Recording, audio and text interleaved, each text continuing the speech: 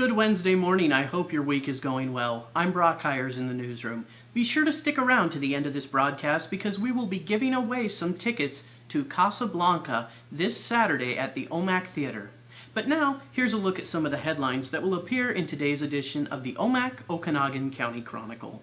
The Okanogan School Board took an initial step last week toward doing something they haven't done in almost 30 years. Hire a new superintendent. Superintendent Richard Johnson has announced plans to retire when his contract expires at the end of June in 2018.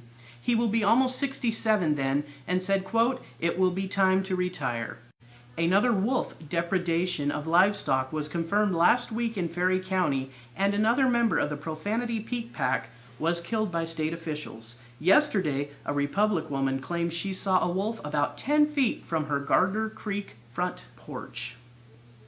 A man who stopped by the Chronicle office last week claiming to be Superman's son was arrested a little bit later a few blocks away at DNR Glass. Christopher Durgan of Twisp allegedly threatened the life of a DNR Glass employee, a customer, and police officers. On Monday, Okanogan County Prosecutor Carl Sloan filed charges of first-degree attempted robbery, 4 counts of harassment, threats to kill, and 1 count of resisting arrest. And now with a look at your weekend forecast, here's Angelina Namkin. Thank you, Brock, and now for the weekend forecast. You better bust out your umbrellas because it's going to be rain for most of the day on Friday, with a high of 59 in Omak and a low of 45. No freezing temperatures yet, but definitely fall weather in the air. Saturday, most of the rain will dissipate, but we will have high cloud coverage for most of the day, with the warmest temperature being in Brewster and Pateros with a high of 69 and a low of 50.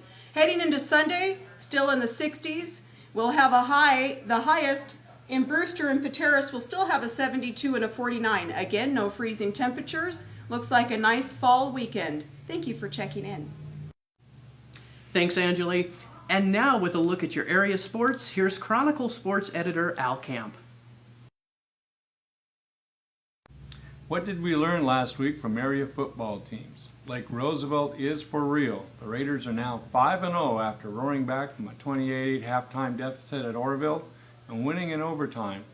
While Lake Roosevelt has a bye this week, the road for Orville, which is 3-3 overall and 3-1 in league, doesn't get much easier with a trip to Soap Lake on Friday. The Eagles are 3-2 in both league and overall. There are a couple of homecoming games this week with Liberty Bell and Tonasket in 2B and Odessa Harrington at Pateros in 1B. A win by Tonasket would lift the Tigers into a tie for first place with Lake Roosevelt in the Central Washington League.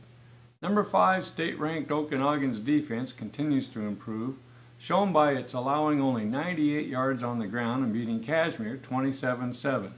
Also in the Caribou Trail League, Cascade handed Omak its first loss of the season, 45-35. Coach Nick Zachman said defensive technique and tackling will be emphasized this week in practice. Finally, we know Inchalim is a contender in the Northeast 1B League. The Hornets withstood a comeback from perennial power Cusick in the third quarter before flexing its muscles with 20 unanswered points in the fourth period. Back to you, Brock. Thanks, Al. For all of these stories and more, see the Wednesday, October 5th edition of the Omak Okanogan County Chronicle. And for all your late-breaking news, see omakchronicle.com. We've got free tickets to give away to Saturday's showing of Casablanca at the Omak Theater.